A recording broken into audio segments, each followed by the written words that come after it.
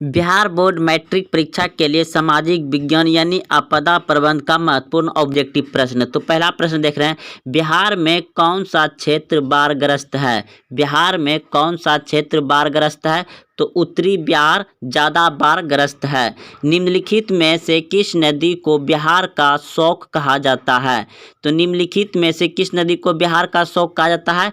कोसी नदी को। Option go यानी सी सही है। बाढ़ क्या है। बाढ़ क्या है। तो प्राकृतिक आपदा है। ऑप्शन नंबर को सही है। सूखा किस प्रकार की आपदा है। सूखा भी प्राकृतिक आपदा है, यानी जो स्वयं अपने आप हो, यानी भगवान के द्वारा जो हो उसे प्राकृतिक आपदा कहते हैं, और जो मानव के द्वारा हो उसे मानवीय आपदा कहते हैं।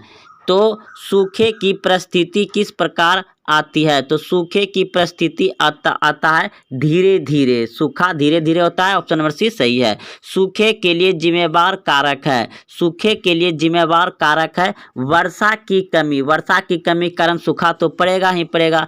सूखे के बचाव का एक मुख्य तरीका है।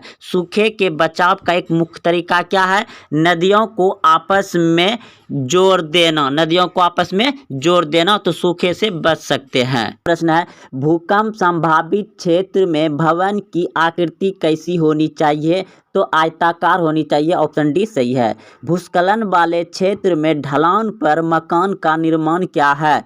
अनुचित है, यानी कि नहीं बनाना चाहिए, अनुचित।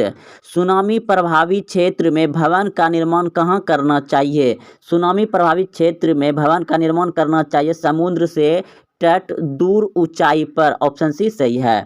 बाढ़ से सबसे अधिक हानि होती है। बाढ़ से सबसे अधिक हानि होती है उपयुक्त सभी, यानी कि फसल को, पशुओं को, भवनों को, सबको बाढ़ से भयानक हानि होती है।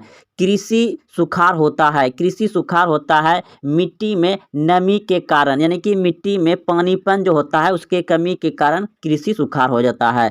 गुजरात के भुज में कब भूकंप आया था। तो 26 जनवरी 2001 को आया था।